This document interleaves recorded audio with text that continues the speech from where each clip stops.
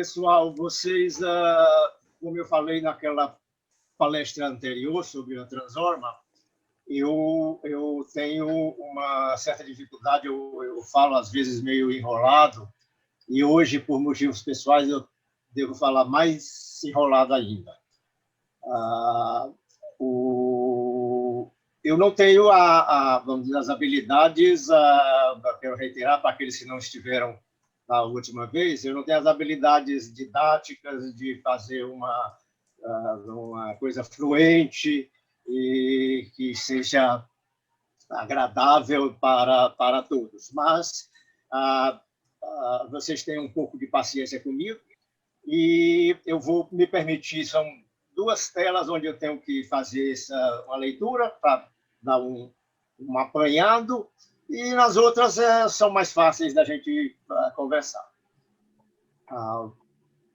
Esse meu projeto de automatização e destas coleções estão baseadas em coleções que eu formei desse material. Depois que eu que eu comecei a colecionar esse material, ele se explica, talvez seja até uma razão para isso. Eu tive, há alguns anos atrás, uma coleção muito boa de França, muito boa, na minha opinião, e de França clássica, que me tomou recursos e me tomou, mas, por outro lado, me deu uma percepção muito bacana da filatelia. E depois da venda dessa coleção, eu não tinha mais, e me ajudou a comprar o lugar onde eu vivo, e eu não queria largar a filatelia e não tinha dinheiro para comprar selos. Então, comecei a trabalhar a filatelia de uma maneira onde eu despendesse a menor quantidade, a menor quantia possível. E entrei na história da automatização. Como tinha uma coleçãozinha de Transorma, e como se diz, a automatização dos Correios era uma coisa que estava começando, né, em todos os países, e começamos a ficar curiosos com aquele tipo de coisa, e as coleções foram por aí. Então, esse projeto que eu fiz aqui, de mostrar no Conecta, é todo baseado nessas coleções que eu formei ao longo desses anos. A Transorma, que eu já fiz há uns dias atrás, que é a triagem mecânica da correspondência. E, em seguida, foi a triagem eletrônica, que existe uma primeira fase, que eu chamei de os equipamentos da AEG Telefunken. Depois tem uma terceira fase, uma segunda fase eletrônica, que é da NEC, a Nippon Electric Company. Uma quarta fase, que era uma fase intermediária entre a NEC e equipamentos Dismatic, aliás, Dismatic não, ENSEC.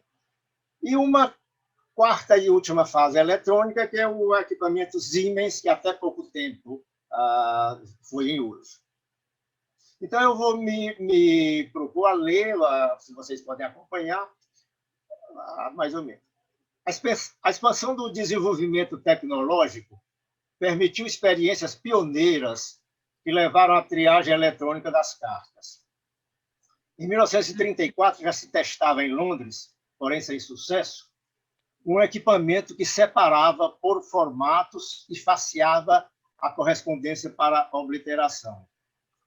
Em 1957, entrava em funcionamento em Southam, na Inglaterra, uma máquina chamada ALF, Automatic Letter Facer, faceadora de cartas automática.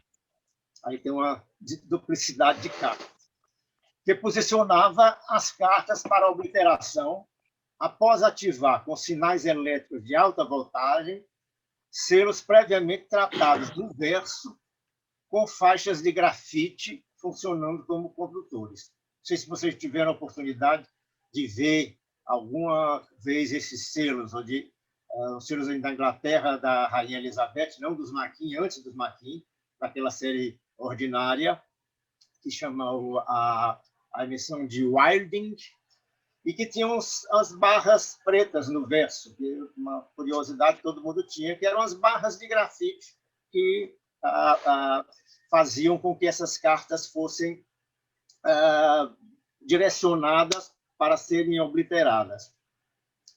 Posteriormente, modificações no sistema levaram à substituição dos selos com grafite por selos tratados com tintas luminescentes, que eram ativados por reações ou radiações ultravioletas, sendo então detectados por células fotoelétricas. Pesquisas independentes e simultâneas em vários países, como os Estados Unidos, Alemanha, Canadá, Suíça e Japão, chegaram a resultados semelhantes. Em paralelo, desenvolveram-se estudos para a implantação de códigos postais para os endereços e sua utilização na triagem. A Alemanha foi pioneira nesses estudos, desenvolvendo, ainda em 1942, um sistema rudimentar com 2 números. Em 1961, ainda os alemães aprimoraram o sistema em testes com a codificação para 4 algarismos. Em outros países pesquisaram processos semelhantes com a ajuda da informática, permitindo, assim, a codificação dos destinos e sua decodificação após impresso nas cartas. Para se tornar maquinável, a correspondência deveria ser padronizada. A normatização para a forma de apresentação dos objetos postais foi discutido no Congresso da UPU em 69, em Tóquio. Foi decidida, então, uma padronização para os envelopes, normalizando suas dimensões, espessura e rigidez, e espaços para endereço e franqueamento. A integração destes diversos equipamentos compõe hoje os modernos centros eletrônicos de triagem automática da correspondência. No Brasil, o primeiro destes centros foi instalado e entrou em funcionamento em 1972 em São Paulo, no prédio dos Correios da Alameda Norte. Agora, como vou só clicar aí. Isso. Bom, então nós vamos tratar especificamente hoje da primeira fase do eletrônica, da triagem da correspondência, feita com auxílio dos equipamentos telefônicos. O equipamento instalado no centro de triagem da Alameda Norte foi idealizado e fabricado pela firma AEG Telefunken e foi o primeiro sistema eletrônico para triagem de correspondência a ser instalado na América do Sul. Baseava-se na utilização de um código de endereçamento postal, o famoso CEP, que permitia identificar todas as localidades do país e os logradouros dos grandes centros populacionais por meio de um número de 5 dígitos. Paralelamente, foi instituída a padronização dos envelopes para uso postal, os RPC, ou recomendados pelos Correios, e adotados os selos luminescentes.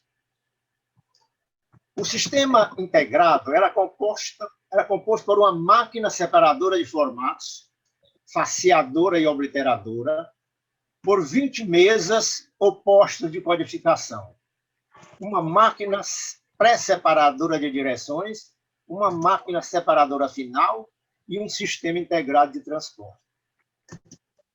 Para o manejo automático das cartas, o CEP era lido e digitado pelos operadores das mesas de codificação e transformado em sinais que seriam posteriormente decifrados pelas máquinas separadoras, que enviavam a carta ao escaninho correspondente ao seu destino.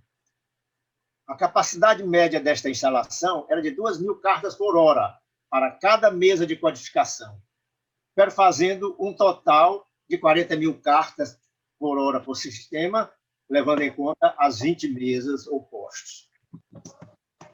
Cada mesa de codificação compunha-se de uma instalação para leitura visual de cartas com um teclado e uma impressora. Os objetos eram colocados no campo visual do operador, que digitava os 5 algarismos do CEP que estavam indicados na carta. Os dígitos eram, então, transformados em pequenas barras impressas em tinta fosforescente amarela no lado direito do envelope. No sistema matricial, chama-se este código de 2 entre 5, duas posições entre 5 posições possíveis, significando dizer sempre 2 barras entre 5 possibilidades de posicionamento, como mostra o esquema da estrutura do código, que a gente vai mostrar numa tela adiante. E que está reproduzido na tela abaixo. Na tela abaixo aqui, é outra página. Em cada mesa estava fixado o seu próprio número de identificação, de 0 a 9. Este número aparece impresso na forma de um pequeno algarismo arábico à frente das barras fosforescentes, sempre à esquerda delas. Como eram 20 as mesas operadoras, a diferenciação dos seus números de identificação se fazia pela altura da colocação do algarismo, mais ao alto ou mais embaixo. Inicialmente, a numeração do CEP processou-se exatamente como havia sido planejada. O primeiro algarismo para a região postal, o segundo para a sub-região ou zona postal, o terceiro para o setor postal e o quarto e quinto algarismo para a localidade... Opa, peraí. Troquei aqui, desculpa aí, hein? Como é que eu volto? Volto aqui para trás, aqui, né? Isso. Opa, aprendi, hein? Eu lembrei. Então, a numeração do CEP processou-se exatamente como havia sido planejada. O primeiro algarismo para a região postal, isso eu já li. O segundo para a sub-região ou zona, o terceiro para o setor e o quarto e o quinto para a localidade ou logrador. A indexação do CEP à impressão das barras, correspondendo os 5 dígitos a 5 pares de barras, foi observada desde a sua implantação até 1976. A primeira alteração deu-se a partir daí até meados de 79. Aí saiu medos em vez de meados. Com a impressão de apenas 4 pares de barras. E em junho daquele ano, sobreveio a segunda alteração, a supressão de mais um par de barras. A razão das mudanças foi certamente uma simplificação necessária ao serviço. O uso de 4 pares de barra, a codificação com 4 dígitos, foi feita com a supressão do primeiro dígito, aquele que indicava a região postal. Já a codificação com 3 dígitos não mais correspondia ao CEP inscrito no envelope, e sim a uma codificação que não consegui descobrir do que se tratava, mas que se mudava de acordo com as necessidades do serviço. E aqui, então, vou mostrar as primeiras coisas que faz parte da primeira fase. Então, dividi essa primeira fase eletrônica em três partes. A primeira, que é o código matricial de 5 dígitos, aquele que reproduzia exatamente os 5 dígitos do CEP. Depois, e que foi vigente de 72 a 76. E depois, o código matricial de 4 dígitos, quando ele foi suprimido o primeiro dígito, ficando só os 4 últimos, de 76 a 79. E, por fim, o código de 3 dígitos, de 79 a 84. Aqui tem um esqueminha que permite que se leia o CEP impresso nas cartas, as leituras das barras. Aqui você tem, por exemplo, para o CEP 01243, logicamente seriam 2 barras acima, o 0, 2 barras embaixo, o 01 é isso aqui, o 02 é isso aqui, o 3, o 4 e tudo mais. Isso vocês vão ver depois, quando há algumas cartas que estão identificadas desse jeito. Bom, para fazer isto, além da padronização dos envelopes, era necessário os selos fosforescentes, na verdade, que permitiam posicionar a carta para que ela ficasse numa posição de leitura fácil para o digitador.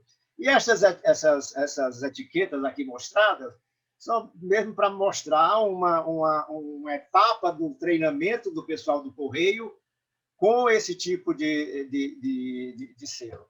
Da mesma maneira que o selo, em 1972, foi criado um selo, o selo ordinário da ST de 20 centavos, este marronzinho aqui, do tamanho pequeno, que vocês devem ter se lembrado, conhecido dele. Esse foi o primeiro selo fosforescente emitido no Brasil com a função específica de ser usada no equipamento de triagem da Telefônica. E uma campanha que foi feita pelo Correio nos anos anteriores, a campanha para o uso do CEP. Eu tenho aqui 3 exemplos de franquias mecânicas, com slogans de divulgação da campanha de uso do CEP. Essas três cartas, que são interessantes e são flâmulas que não se encontram muito fácil.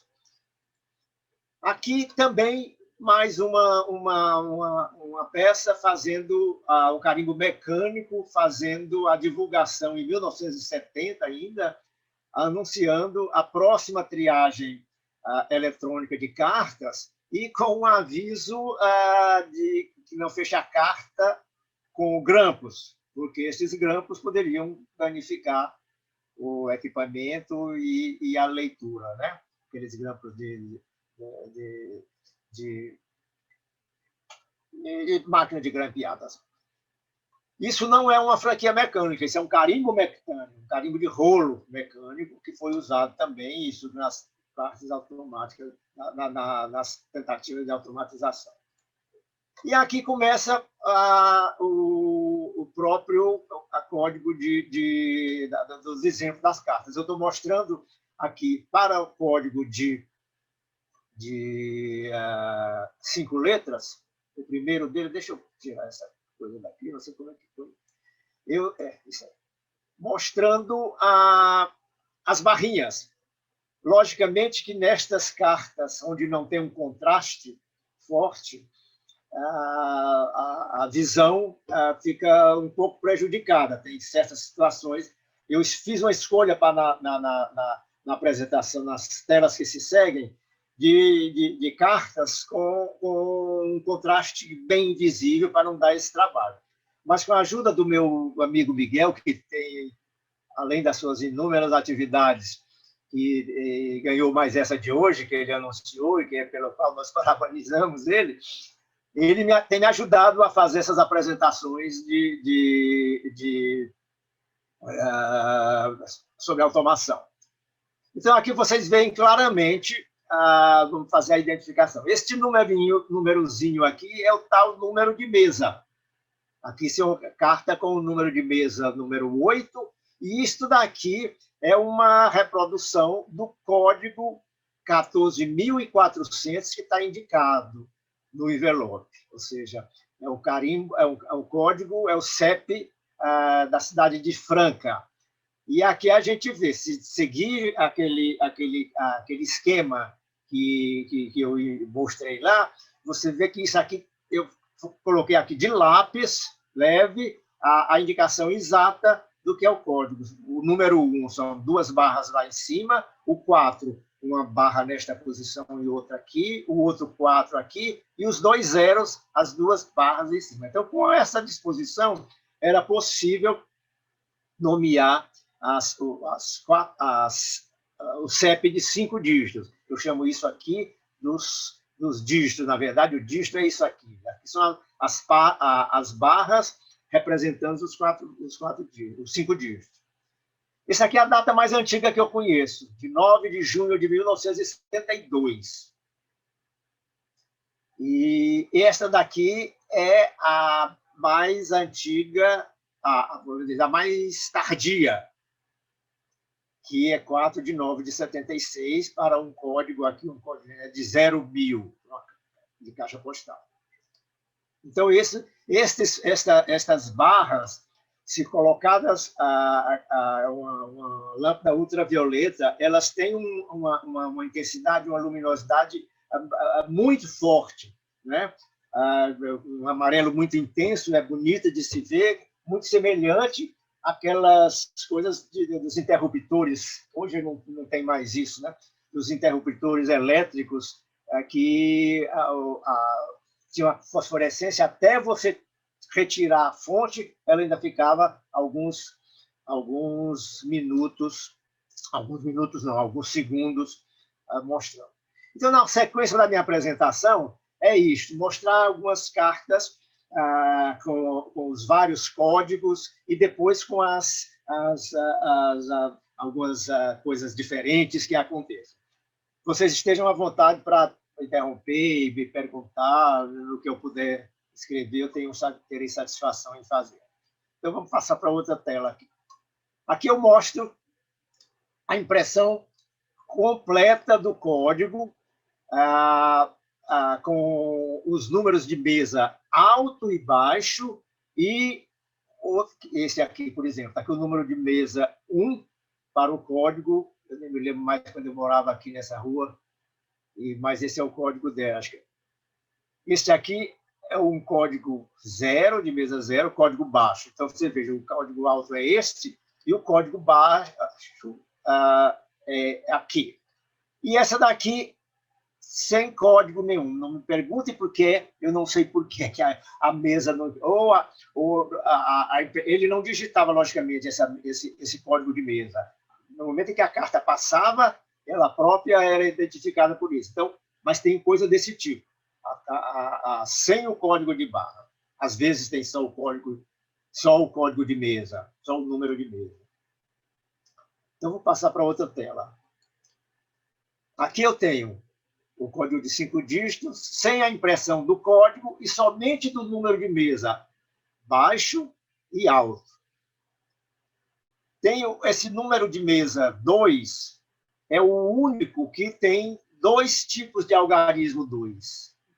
Também não sei dizer o porquê disso, mas o fato é que existem 2 tipos de mesa. Eu tenho um exemplo onde vou mostrar o tipo de número romano do mesmo tamanho do normal, do padrão, e o único 2 que é feito desse, apresenta-se.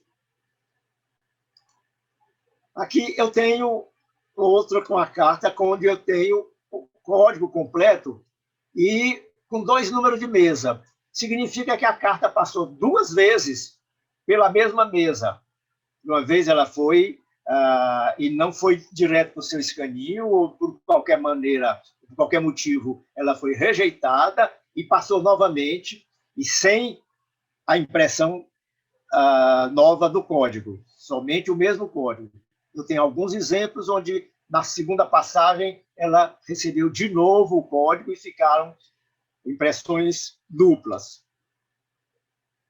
Aqui eu tenho com 2 números baixos de mesa. Essa carta aqui de Portugal. E para o número, esse é interessante, que ela não tem um código, não tem o CEP indicado na carta, mas possivelmente o operador sabia que era da base do 05000, não sei porque, e foi para um determinado escaninho, onde foi feita uma seleção manual da carta. Aqui eu tenho... diga. Desculpe interromper. No anterior, passou por 2 mesas diferentes, é isso? Ela passou 2 vezes pela mesma mesa. Deixa eu ver se eu volto aqui. Ela passou 2 vezes pela mesma mesa. A segunda carta não é 0 e 6? Não sei se eu estou vendo certo. Como? 6 e 0. Parece na segunda carta, aqui do lado direito. Do lado direito? Qual é o número de mesa que tem? Não é 6? É um 8 e um 0. Não, são 2 mesas diferentes? São duas mesas. São duas mesas diferentes, certo? Essa daqui é que passou pela mesma mesa, 4. É aquilo que você falou, foi rejeitado e depois voltou e passou pela segunda mesa, né? Exato, certo? Tá. Legal, obrigado. Aqui eu tenho impressões deslocadas. né? Você está vendo que a posição da impressão do código era sempre na parte direita inferior. E esta ela está deslocada e essa está invertida. Na verdade, esse daqui é o código 01120 e esse aqui é o 01042. Se você virar essa carta, ele foi feito... certamente a carta entrou aqui, o camarada leu e a digitação foi lá. Ou então ela entrou já virada e ele leu o código invertido. Mas possivelmente isso, né? E tem muitas coisas aqui que eu não sou expert na matéria, eu sou um observador das peças que existem, o que ela tem, desculpa os pontos em qualquer posição, mas não sei muito dar explicações corretas do como a carta entrou. Na verdade, eu nunca visitei um centro desses. Aqui eu tenho coisa interessante, que é a impressão completa do código simultaneamente com as marcas Transorma, do Rio e de São Paulo. Então, esta carta, ela saiu de São Paulo e foi digitado o código do Rio de Janeiro, e ela, no Rio de Janeiro, recebeu uma marca Transorma. No Rio de Janeiro não tinha. São Paulo era o único lugar, nessa época, 72 até 79, que tinha o código eletrônico, o equipamento eletrônico. E lá ela foi tratada pelo equipamento Transorma. E aqui eu tenho a mesma coisa, triagem dupla num equipamento Telefunken eletrônico e um equipamento Transorma em uso na Alameda São João, na Avenida São João. As máquinas Transorma de São Paulo eram na Avenida São João. E isso aqui era na Alameda Norte. Essa carta foi lida e foi tratada numa primeira vez, não posso dizer se primeiro pela Transorma ou depois pela Telefunken, ou vice-versa. Isso aqui com as marcas FZ e essa com a marca FU. Tudo isso somente com 5 dígitos. Depois eu tenho aqui, passo para o 4 dígitos. 4 dígitos, então foi a supressão do primeiro dígito do CEP, o 01120, e ele foi digitado apenas como 1120. É claro, essa carta aqui, se vocês fizerem um esforço, vocês vão ver que tem 2 barras, um par de barras para o número 1, outro par de barra para o número 1, um para o número 2, aqui, e um para o 0 aqui. Não é muito boa a carta, mas é o exemplo que eu tenho de uma mais antiga, da data mais antiga de uso e da mais recente, da mais tardia. Vocês estão observando que o tipo de material é o material mais excelente possível. Isso aqui, por exemplo, ninguém quer saber dessas cartas. Carta de banco, mas aqui não passava. Aqui eu tenho correspondência, uma carta vindo do exterior com a impressão completa do código de barra, com os números de mesa alto e baixo. Olha aqui, aquele 2. Aqui tem os dois algarismos 2 diferentes. Dá para ver nessa reação da esquerda como é que ele é, o normal, e esse daqui é um tipo maior, com um formato um pouco maior do algarismo 2. Não tenho explicação por que esse tipo de algarismo é diferente.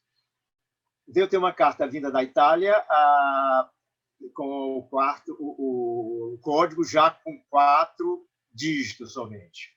01013. Sem o 0. E esse daqui é o 2003, no envelope que não dá para ver o destinatário, mas o código foi visto. E aqui é um que não tem o número de mesa da impressão de 4 dígitos. Aqui eu tenho, no 4 dígitos, a impressão só do número de mesa, de um número de mesa só. Você veja que quando tem uma carta com o contraste, que dá um contraste melhor, se sobressai bem o número 2 e número 4 e o número 1. Se você eventualmente perguntar por que que eu sei que isso é do 4 dígito, porque está dentro do uso, do período de uso da codificação de 4 dígitos. Essa daqui é muito infeliz, porque eu não consigo, Miguel, dizer, você vai botar isso mesmo? Botar isso, porque é uma homenagem a ele, com as duas rainhas aí, 2 maquinhas. Mas não dá para ver, mas pode ter certeza que é o 1239, sem o dígito 0. E aqui a gente vê um lance interessante, que isso aqui é dupla impressão. Ela passou 2 vezes, a gente, com boa vontade, a gente veria 2 barras aqui, nessa carta com selos. Mas nessa daqui dá para ver explicitamente, muito bem, que são. Ela passou 2 vezes, com 2 números de mesa, certamente com 2 números 9, e cada dígito sabe, juntinhos um do outro. Ela passou uma vez por uma mesa, um digitador, e outra vez, e deu essa coisa interessante. Aqui são impressões completas do código, uma deslocada para a direita e outra invertida. Mesmo caso daquela situação, só que ao invés de 5 dígitos, com 4 dígitos. E aqui, uma impressão completa somente com uma barra. Isso é possível acontecer com aquela coisa do encavalamento. Na hora que a carta está passando na frente do operador, ela veio encavalada noutra, e ele imprimiu certamente um código certo, mas aí não ficou, só apareceu uma barra, neste caso, na carta. Aqui eu tenho impressões do código de barras completo, ou somente do número de mesa, simultaneamente com as marcas Transorma do Rio. Então, aqui eu tenho uma marca AM do Rio e o código de 4 dígitos aqui colocado. Só a marca Transorma do Rio e o número de mesa. Aqui, semelhante a essa, com outra marca Transorma, diferente, com outra marca Transorma e somente um número de mesa. Tudo isso dentro do código de 4 dígitos. Aqui eu tenho impressão do código de barra simultaneamente com as marcas de Transorma de São Paulo. Então, aquele lá do Rio de Janeiro, aqui de São Paulo. Em 1978, tem aqui o código de 4 dígitos e a marca Transorma de São Paulo, FB. Aqui também a marca do FH de São Paulo e o código de 4 dígitos. Aqui eu tenho também todas essas de São Paulo. Isso que passaram pelos 2 sistemas. Cartas esteve, com certeza, uma foi na Avenida São João e outra foi na Alameda Norte. Aqui eu tenho a curiosidade, porque eles passam uma carta uma carta com código de 4 dígitos que passou simultaneamente com as marcas Transorma do Rio e de São Paulo. Essa carta certamente saiu do Rio, e onde recebeu esta marca AV. E chegando em São Paulo, ela recebeu uma marca Transorma DP e mais o código Telefunken de 4 dígitos. Essa é a única que eu tenho com essa multiplicidade de uso dos códigos. Aqui eu tenho agora a marca o código de 3 dígitos, onde foram suprimidos os 2 primeiros números do set.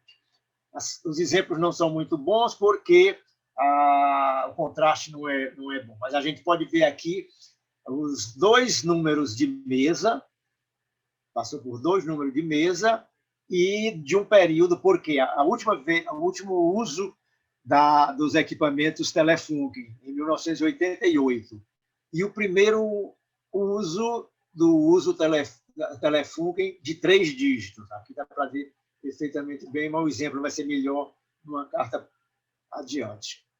Aqui eu tenho A impressão completa do código de barra com os números de mesa alto e baixo, com 3 dígitos. Você veja que não tem mais nada a ver uma coisa com outra. O código aqui, de 3 dígitos, seria 036. E, na verdade, foi digitado 846. Aqui, 880, certamente não era para o código dessa carta. E aqui a gente vê também 306, e foi digitado, essa foi digitada 306, certo? Mas essa digitação destes números, possivelmente mudavam essas coisas. A exemplo da Transorma, que mudavam periodicamente os escaninhos de vários destinos, isso daqui também era a mesma coisa. Mudou, o cara sabia que para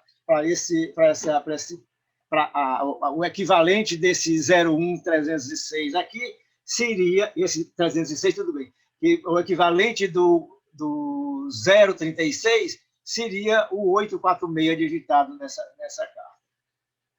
Porque mudavam essas relações existentes. Aqui eu tenho, então, a dupla impressão, a impressão completa do código deslocada para o centro, essa aqui, e ligeiramente inclinado, com o número de mesa alto. E essa daqui é uma impressão invertida, e esta é uma impressão incompleta do código de barra, somente com um par de barras. Aqui eu tenho a impressão do código de barras com a marca Transorma de São Paulo em seu período final. Quem lembra, não sei se alguém lembra da palestra sobre a Transorma. A Transorma, nos anos 84, no segundo semestre de 84, elas voltaram a funcionar por um curto período de tempo para as caixas postais da Agência Central da cidade de São Paulo. E aqui tem um exemplar que mostra a marca Transorma deste período, junto com o equipamento Telefunken, com código de 3 dígitos. Aqui eu tenho um exemplo de uso do equipamento Telefunken em outros países. Na Alemanha, em 1970, que tem isso aqui, não sei se isso... Possivelmente a leitura do código é a mesma coisa, estou escrito aqui, 5090, esse código aqui. Outros 2 exemplos interessantes, que o número a identificação das mesas, não mais por um algarismo arábico, mas por uma letra. A letra A e a letra T. Mas, certamente, o princípio é a mesma coisa. Aqui eu tenho com as barras pretas. Certo? Não sei se era por leitura de grafite, que fazia o mesmo sistema dos selos ingleses, ou se eram fosforescentes, essas marcas pretas da Alemanha. A gente observa aqui que em algumas delas tem um pontinho, a barra não é inteiriça, mas ela tem um pontinho, e não sei a explicação disso, mas é um exemplo de uso na Alemanha.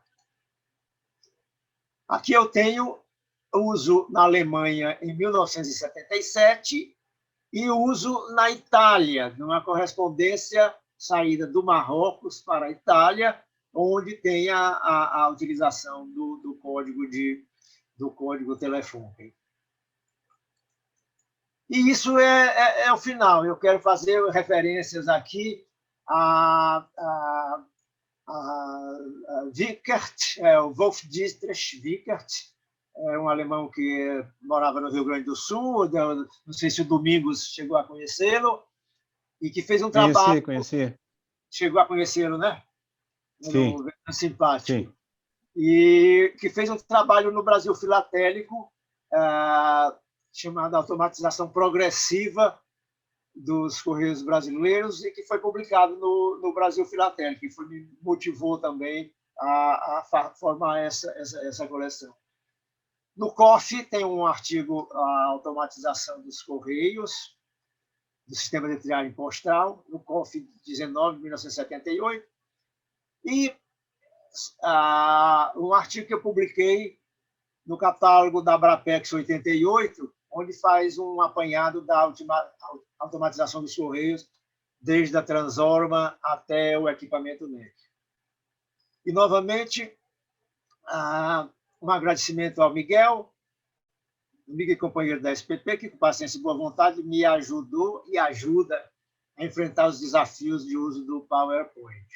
E que esta apresentação foi baseada na coleção do autor, montada desde alguns anos atrás, que contém centenas de envelopes tratados pelo equipamento AEG Telefunken, que operou somente em São Paulo a partir de 1972, funcionando nas instalações dos Correios na Alameda Nótima, na capital de São Paulo. O equipamento ficou em uso até 1988, quando, após ser desativada, foi desmontada.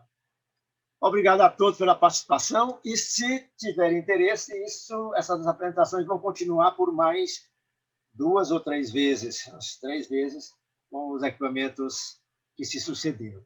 Muito obrigado pela paciência de me suportarem hoje.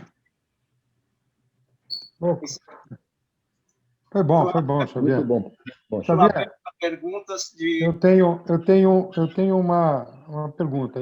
Bom, primeiro que eu gostei muito da palestra, achei bastante interessante. É algo que muitas vezes a gente nem percebe nas cartas, né? Eu não percebia, né? E você viu que tem muito material muito legal aqui para a gente poder pensar novamente quando a gente olha o envelope, né? Aliás, a intenção dessa palestra também é de mostrar que a gente, sem qualquer pretensão de que seja um trabalho sério de filatelia, mas é um trabalho agradável de se fazer em filatelia, procurar isso. Um monte... Olha, qualquer uma destas... Eu não estou te deixando perguntar ainda. Não, fica tranquilo, já pergunto. Nenhuma destas cartas você deverá pagar mais que R$1 por elas. Depende, depois da tua palestra, esquece. Baciadas e baciadas. Se você quiser, eu posso até doar uma... Olha, caixas e comecei a comprar. Deixa eu te falar. Eu estava aproveitando, né, olhando na minha gaveta de bagunça, e tenho aqui 2 exemplares, mas de códigos e barras diferentes. Não sei se você vai explicar isso em alguma outra matéria sua, mas não sei se você percebe. Aqui de baixo está um pouco difícil de ver que as barras são... As cor-de-rosa, né? Oi? As cor-de-rosa. Isso. Você vai... Próxima palestra. É outra máquina. Então tá bom. Palestra. Tem 2 ou 3 sobre elas. Tem 2 ou 3 sobre elas. Legal, porque tem algumas cartas aqui com esse material. Lá a loucura é maior ainda, viu? A loucura é maior. Essa daqui, pelo menos, é uma loucura mais visível. Lá tem umas coisas que você vai ter que acreditar em mim. Não, tá certo, tem que acreditar em você mesmo, que você que está fazendo todo o trabalho de pesquisa, né?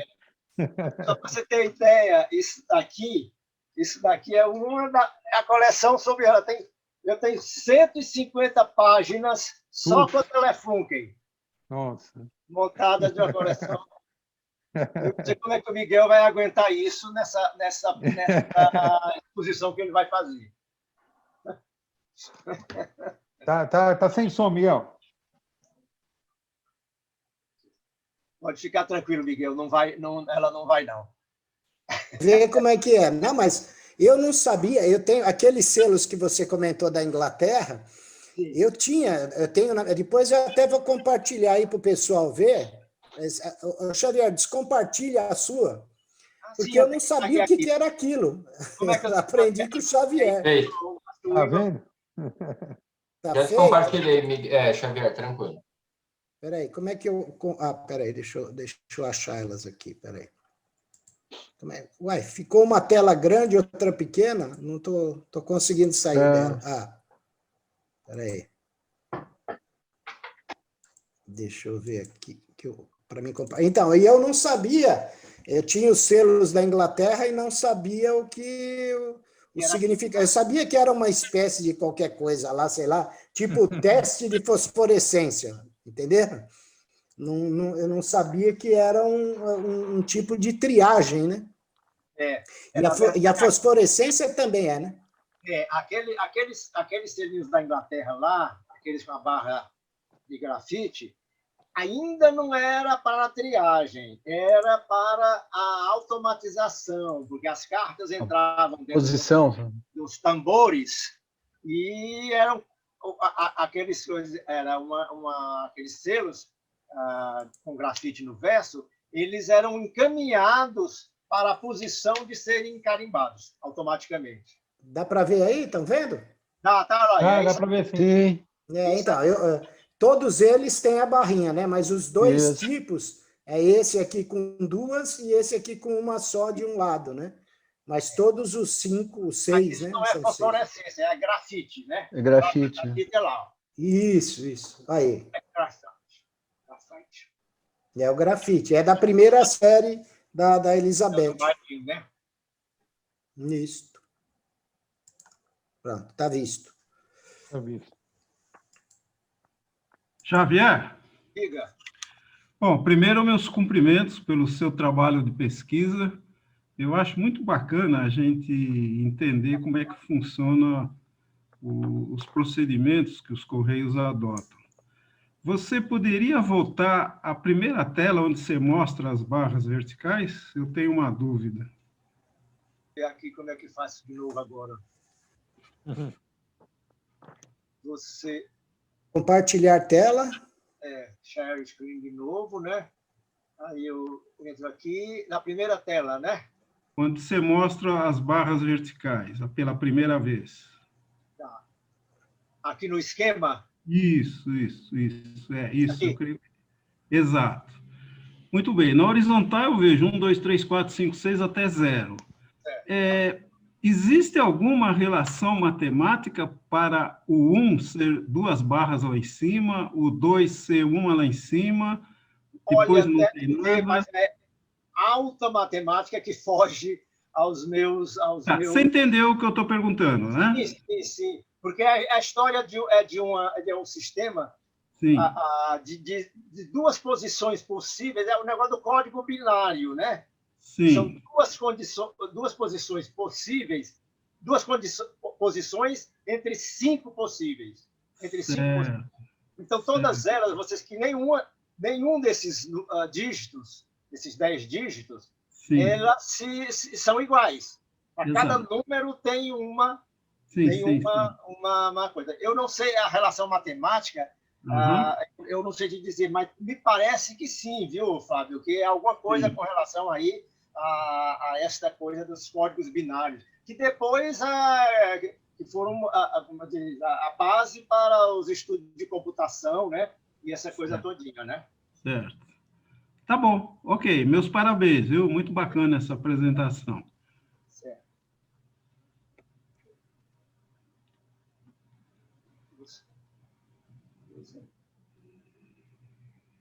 Fico à disposição, mas aí vocês que dizem, sabem.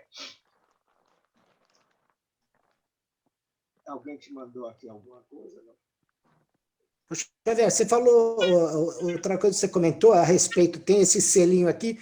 Então, aquele selo pequenininho que tem o logo do Correio é o primeiro selo com fosforescência no Brasil? Isso, que foi feito especificamente para isso. Existe, na época que eu comecei a colecionar isso, aí tudo que eu tinha uma lâmpada ultravioleta bem importante, então passava tudo pela lâmpada.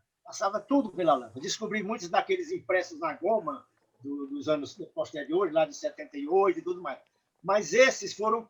Eu descobri muita coisa que tinham fosforescência, mas eles não foram feitos com a função específica disso. Era um pigmento ou alguma coisa que tinha na tinta das impressões que ele mostra claramente a fosforescência. Como exemplo, tem um selo comemorativo de 1971, de uma exposição na França, no Brasil, que tem, não sei se vocês recordam, se tem alguém aí que seja maluco que nem eu, que tinha o catálogo na cabeça, sabia as datas dos catálogos, os números do RHM e tudo mais. Então, pode se lembrar, o Tony talvez seja um desses que lembre desse selo de 1971. É um azul? É no azul, né? É um azul. Não vai aparecer muito aí, mas é um... Ele tem um qual que é. 71 no desenho. Exatamente. É o 707 do RHM. É isso aí. Esse selo, se você botar na lâmpada ultravioleta, ele foi emitido em 1971, bem antes, na época que estavam trabalhando nisso. Mas ele não foi emitido para essa utilização. Alguma coisa que tinha na mistura da tinta dele no papel e tudo mais, que provocava esta fosforescência. Mas aquele pequenininho do emblema da SCT, pequenininho daquele ordinário de 20 centavos, aquele foi o primeiro especificamente para serviço da triagem eletrônica. E esses daqui eram selos que usava-se para treinamento. Eu tenho uma peça aqui que eu não quis mostrar porque ela não era representativa de nada, ela era uma xerox desses selos com uso. Não é uma carta circulada, era uma xerox de um envelope com esse selo e com carimbo mecânico. Esse carimbo que era o carimbo da máquina obliteradora, esse carimbo mecânico, esse carimbo de ondas e tudo mais. E outra coisa para lembrar é que esses selos, esses 5 selos aqui, essas etiquetas, né, elas foram impressas também, ou seja, ao contrário, ao invés de ter essa parte branca, deixa eu ter aqui outra também. Esse aí, Miguel. Eram inteiras. O selo é esse mesmo, é esse selo. Então, esses selos... A fosforescência dele, dá para ver aí? Dá, eu acho que a pessoa lembra. Olha lá, não dá para ver do jeito que está, porque a lâmpada do computador, a luminosidade da tela do computador é maior do que qualquer coisa. Mas a tinta dele era fosforescente? Apague a luz. É bonito, é bonito. A tinta é fosforescente, não é que ele tenha sido aplicado uma fosforescência em cima. O vermelho fica bonito. A tinta ou o papel, no caso desses aqui, é o papel inteiro, né? A luminosidade está na massa do papel. Isso. Mas a grande vantagem disso, como eu falava, era que era uma filatelia, logicamente, que não tem a relevância da grande filatelia, mas que ela pode se dar com muito pouco dispêndio. Muito pouco dispêndio e com uma satisfação muito grande. E daí a derivação já tinha franquia mecânica. Você vê que a esmagadora maioria das minhas peças são todas com franquia mecânica, que era do estoque, porque é isso aí.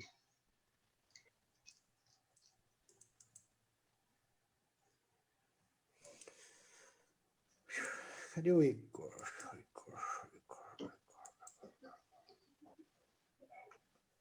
Boa. Me chamou? Diga. Mais alguém que está fazendo perguntas?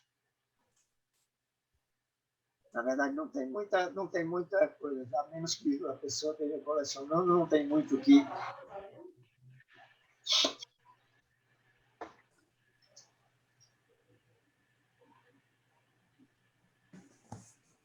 Tem uma pergunta do Roberto aqui. Mas pelo menos o senhor nos deixou bastante curioso aí. Opa!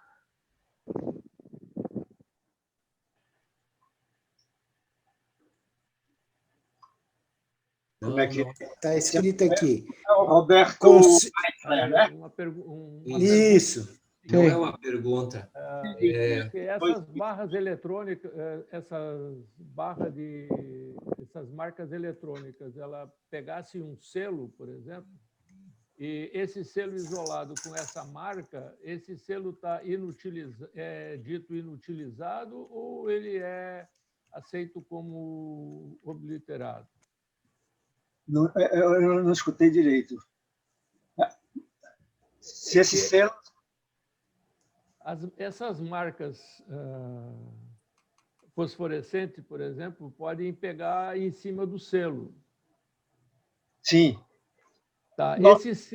Esse selo ele isolado, vamos dizer, o cara botou isso depois na água e retirou o selo, e agora o selo está carimbado e tem essa marca fosforescente em cima. Esse selo é inutilizado ou ele é aceito como um selo usado, carimbado, obliterado normalmente? Olha, pela característica, pela condição dele, primeiro, o selo deveria estar na parte superior direita, Sim. certo? E as marcas deveriam ser colocadas, e eram colocadas na parte direita, mas inferior, com uma distância considerável entre o selo então, isso é o normal de acontecer. Mas como alguns exemplos que eu mostrei aí, você tem de selos, as marcas impressas em posições diferentes, né? Uhum. Isso é possível acontecer e, a meu ver, é uma prova da circulação do selo. Certo. Certo? Agora, para, eventualmente, uma reutilização, já muito o Correio deixou de considerar selo usado. Hoje se usa de todo jeito, né? O Correio não está dando a mínima se você usou já um selo previamente carimbado ou marcado pela... E para nós, muita gente não tem nem ideia do que seriam essas marcas, né? Um selo isolado assim, se ele não está no meio, no nosso meio de malucos, entre aspas, com perdão para alguém que não se considere maluco, não vai saber o que é isso. Ô, Xavier, nessa mesma linha, você já encontrou algum selo com marca Transorma no selo? Já. Aquela minha apresentação é porque ela já não está mais aqui. Tem. Se eu tivesse lavado a carta, ficava lá a marquinha dela. Deixa eu ver se a marca está sobre o selo. A marca está sobre o selo. Porque se tivesse uma carta com muitos selos... Deixa eu ver se tem alguma coisa aqui. Está fácil aqui. Eu acho que não está, não. Vamos ver. Está na apresentação, não está? Na apresentação você vai ver. É só você procurar. Eu tenho. A apresentação está no site. Quem sabe eu tenho aqui, Miguel. Peraí aí, deixa eu ver.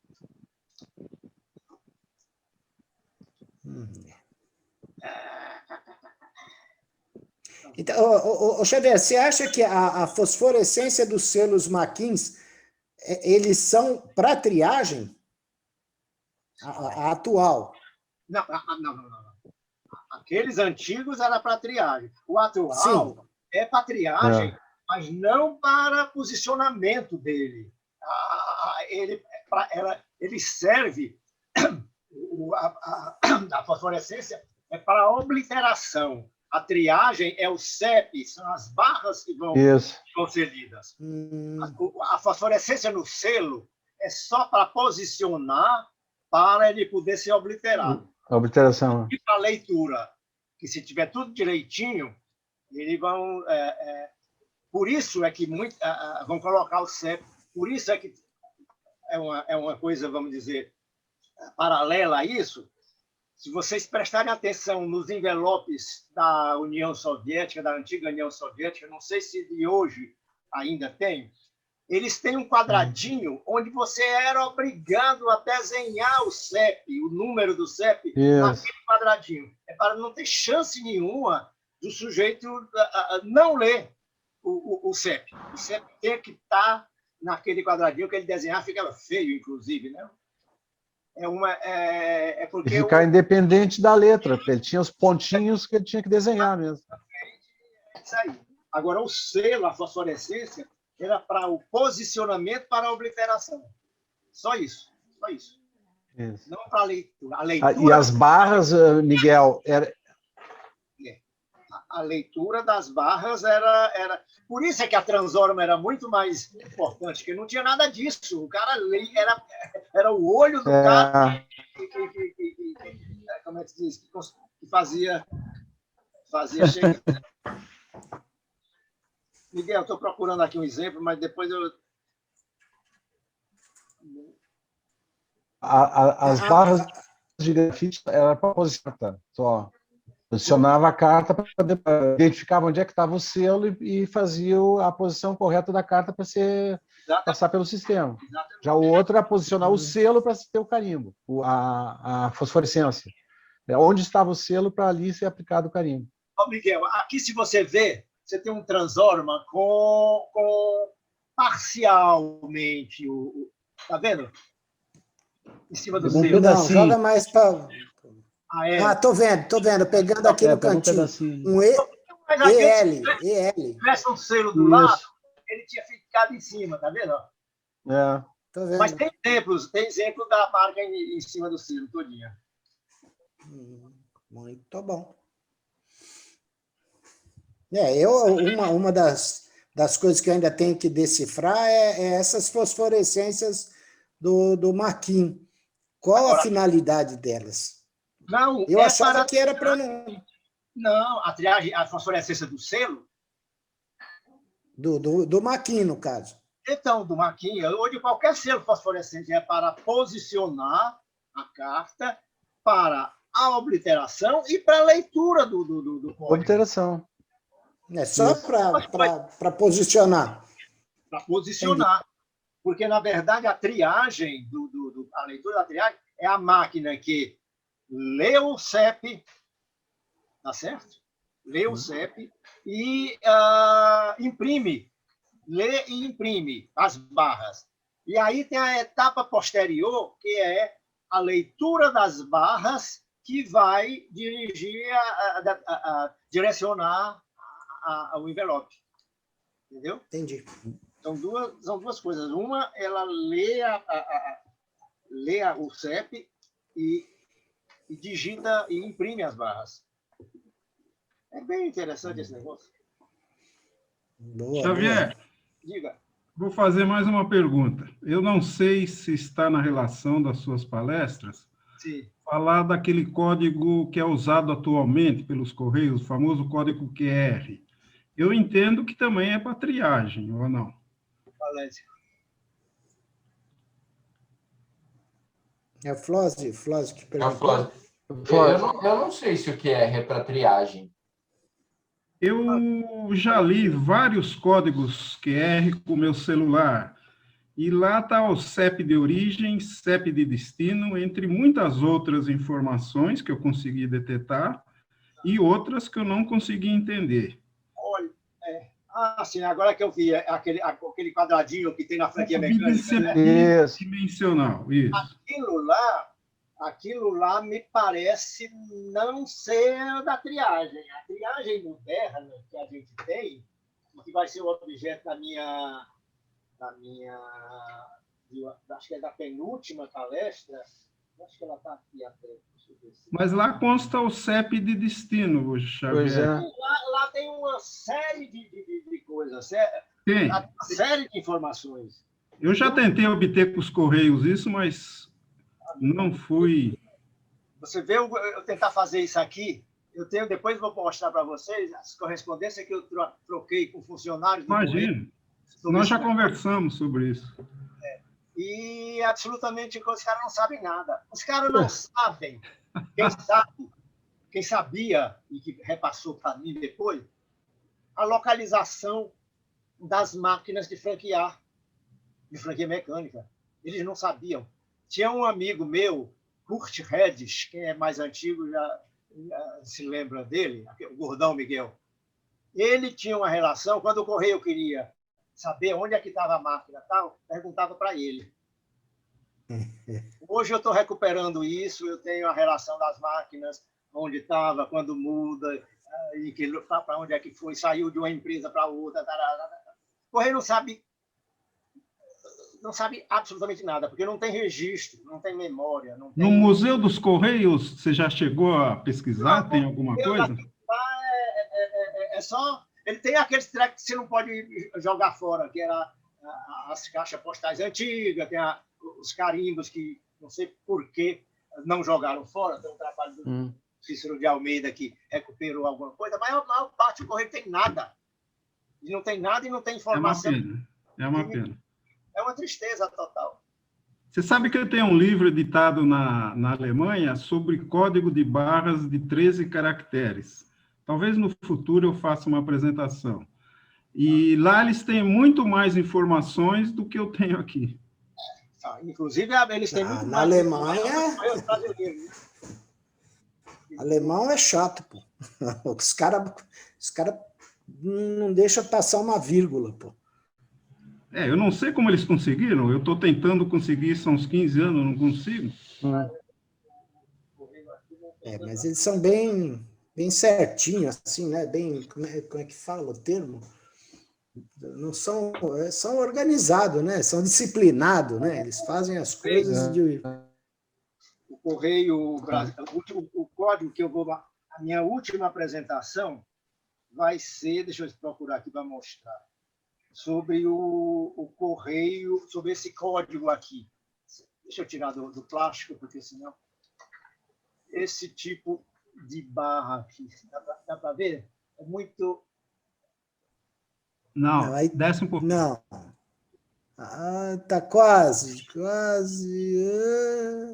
Dá para ver. É aquele preto numérico? Não. Não? Não. É o rosa numérico. Deixa eu ver onde é que... Peraí. Não. Programa... Peraí.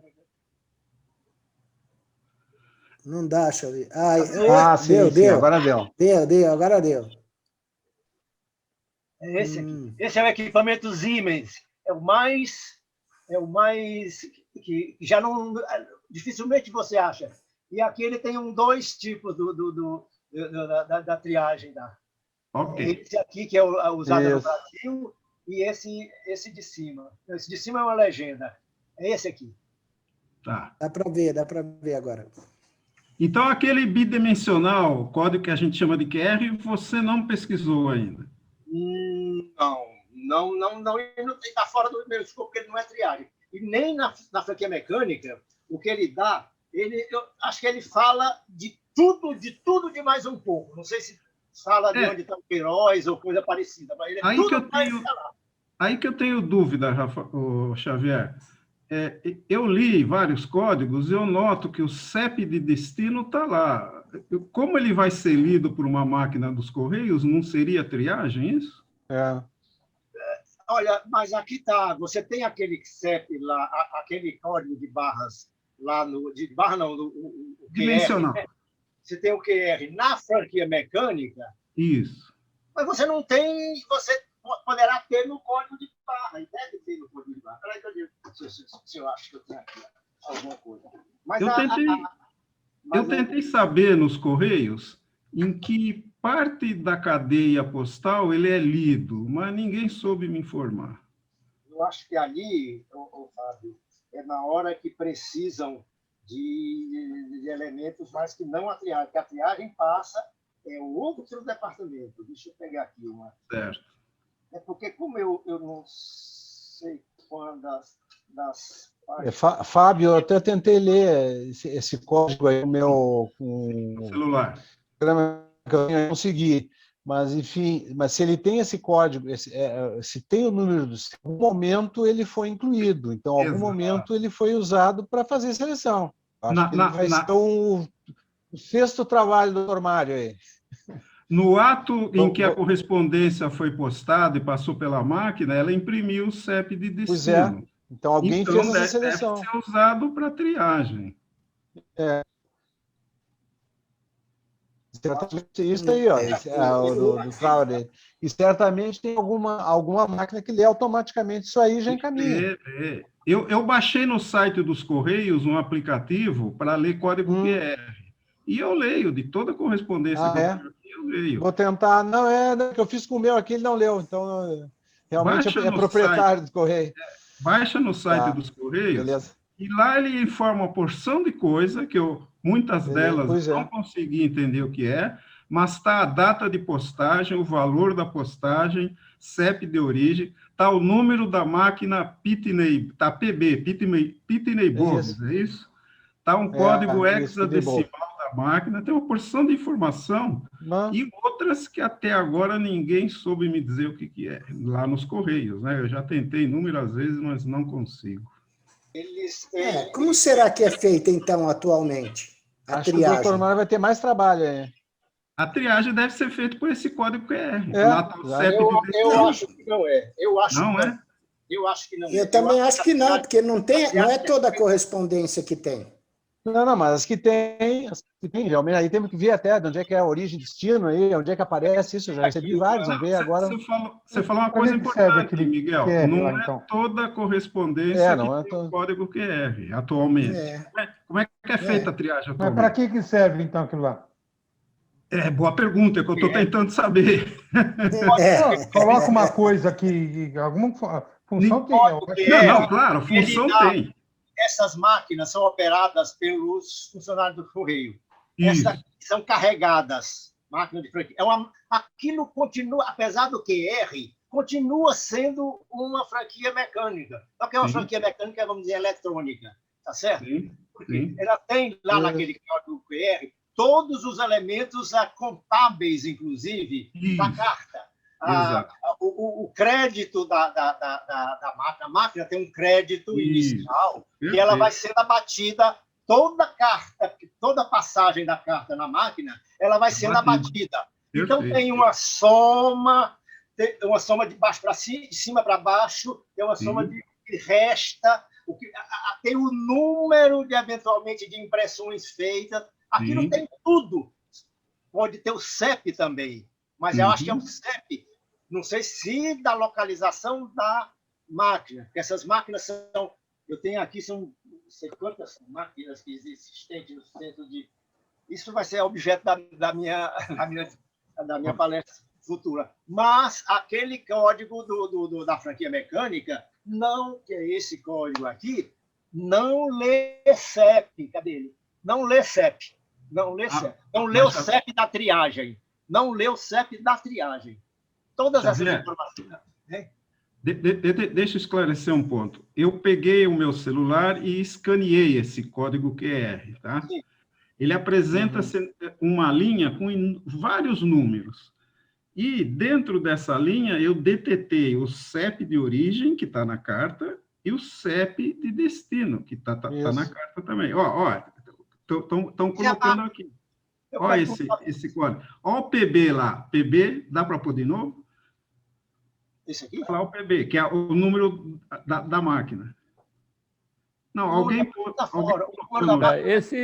O Trauer colocou aqui no... O Trauer botou... Essa leitura é desse no chat. Dessa carta aqui, ó. Então, aí está o CEP, então, o CEP aqui, de... Nos últimos números aqui está... Dá para colocar de novo? 26 de 2... Isso. De 2 de 21, às 14 horas. Exato, dá horário. Tem aí, né?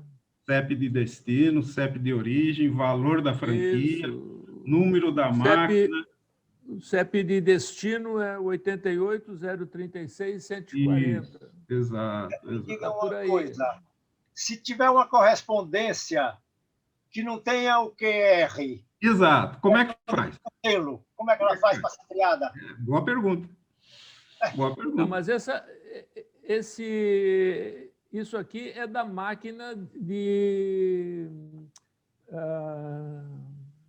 É a máquina do correio que põe. É uma franquia mecânica, né? Mas se É o uma sujeito franquia chegou mecânica. lá, E esse chegou lá valor com fica selo. registrado na máquina. Depois, no Isso. final do Ele dia, chegou lá Isso. com só selo. fazer a leitura de quanto que entrou, né? Mas a minha pergunta é se tem um selo e não uma franquia mecânica.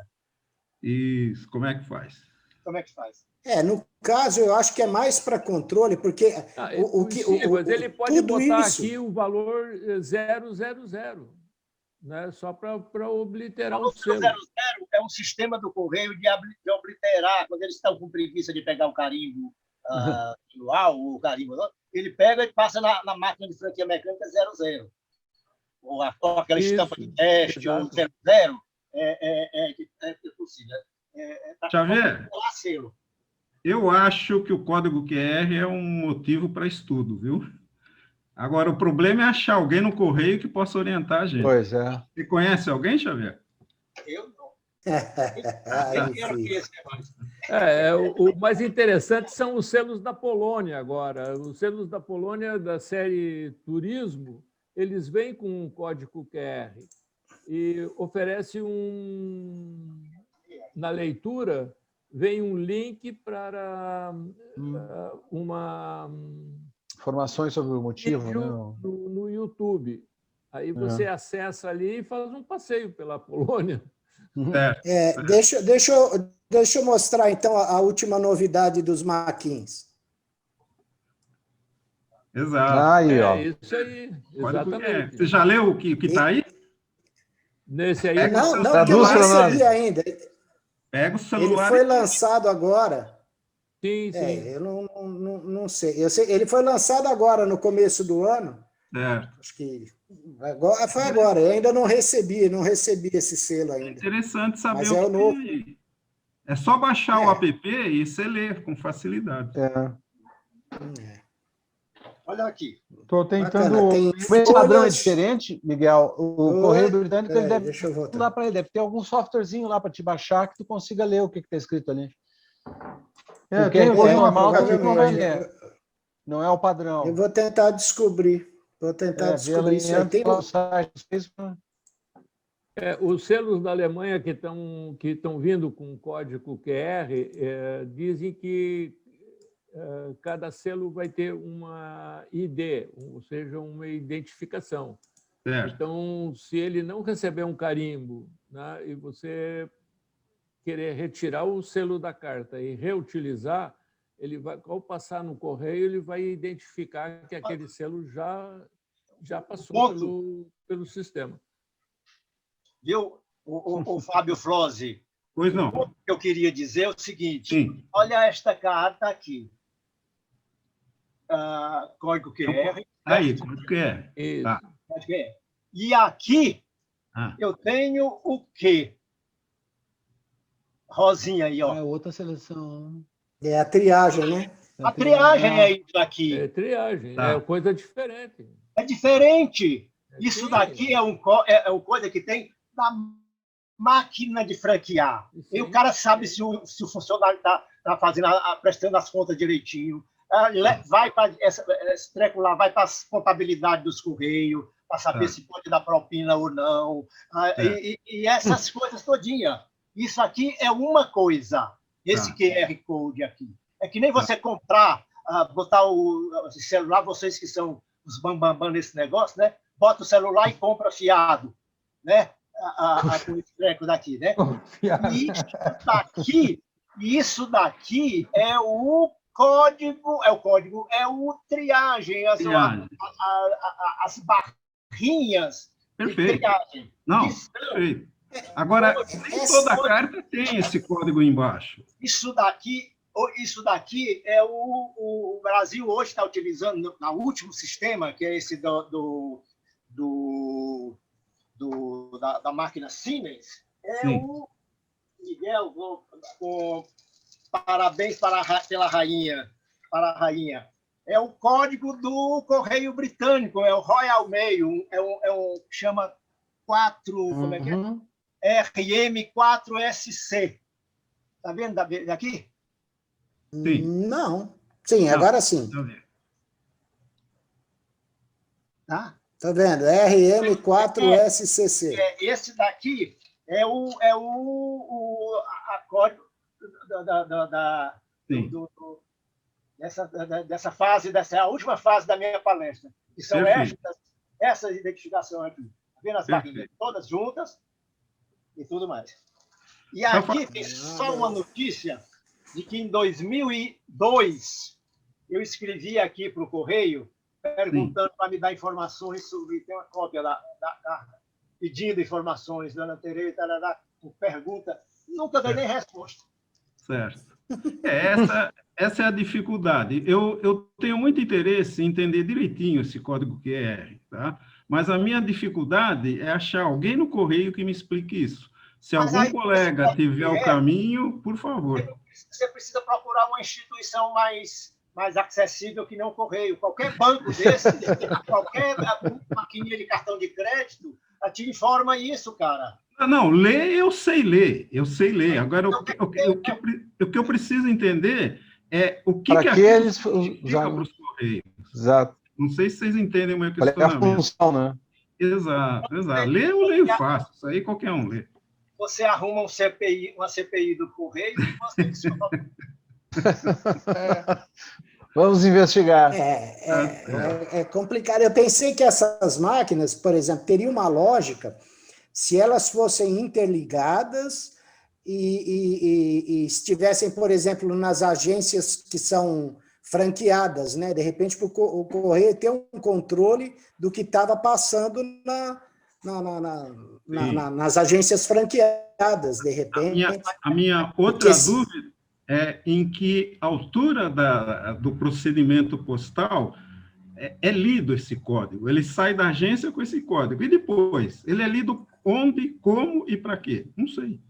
Até agora eu não sei. Estou pesquisando. Essa é a tarefa do filatelista. Vamos à luta. Muito bom. Mas parabéns, viu, Xavier? Eu admiro muito essa pesquisa que você faz e eu tenho certeza, você falou que as cartas custam R$ 1 ou R$ 2, amanhã já estão custando 15, 20, 30. Eu? Não tenho dúvida. Com certeza. Já aconteceu comigo em outras Depois dessa pesquisas. palestra aí, ó, maravilha. Até pouco tempo eu botava fora isso. Sim, Literalmente, jogava no cesto de lixo. Aí Eu não conhecia. Xavier, eu tenho tanto dessas cartas aqui com aquele da tua próxima palestra. Vou guardar porque eu tenho certeza que vai valorizar isso aqui. Eu sempre guardei quando recebi, qualquer uma dessas marcas, digo, olha, isso aqui é alguma coisa que um dia eu vou me divertir com isso aqui. Então tem centenas lá. Olha, se precisarem de cópia dessa parte inicial, dos códigos de decifração, isso aí está disponibilizado aí. Beleza. Pode mandar uma mensagem aí via Igor, que a gente copia esse negócio. Muito bom. Pessoal, vou dar boa noite para todo mundo. Valeu, Xavier, parabéns pela palestra. Ótimo conhecimento. Amigos, vocês até quinta-feira. Bate-papo. Eu agradeço a vocês essa atenção nessa palestra, e porque hoje, como eu falei no Nossa, que giro! Ô, juiz! Juiz! Juiz! Falei no início da minha apresentação, eu estou é o filho do Tony. Vocês me conseguiram me aliviar por alguns momentos uma dor muito grande que eu tive hoje com a morte de uma irmã, né? Então eu queria agradecer a vocês todos pela atenção e o carinho com que me receberam e dizer que foram os momentos que me desanuviaram um pouco minha tristeza. Estou de olho meio inchado de choro. Diz que choro de velho é mais danado do que choro de novo, né? Meus sentimentos, viu, Xavier? Meus sentimentos. Muito obrigado a vocês todos e espero contar com vocês na próxima. A próxima vai ser o Nippon NEC, equipamentos NEC. Isso, equipamentos NEC, só que a gente vai só mexer na data e aí a gente volta aqui para comunicar a todos. Xavier, a gente que agradece pela aula que você nos deu, a gente agradece pela participação, obrigado por nos permitir te ajudar a passar pelo momento de hoje aí, te ajudar a distrair um pouquinho. Obrigado pela participação, obrigado mais uma vez pela aula, obrigado também a todos pela participação de hoje. E já fica aqui o convite para a próxima segunda-feira, a gente vai ter o grupo de estudos de censura. Desculpa, próxima terça-feira, verdade, é costume. Próxima terça-feira, o grupo de censura de estudo vai fazer um show em tel. Se eu bem me lembro, são 8 pessoas.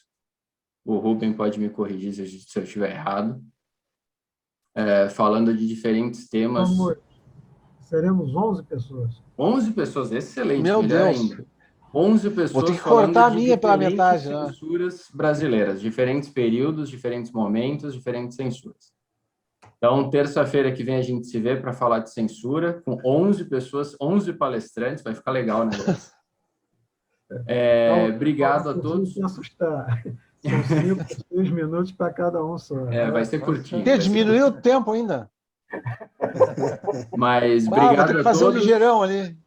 Obrigado a todos. Fazer um exercício obrigado, Xavier, de falar rápido. Mais uma vez. Um forte abraço para você, para a Rosa.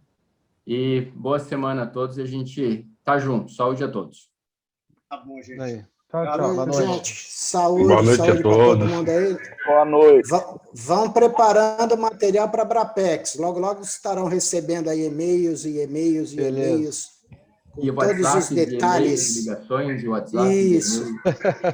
Abraço, gente. Todos os Tchau. detalhes. Boa noite. Abraço, saúde, saúde. Boa noite a todos. Boa noite.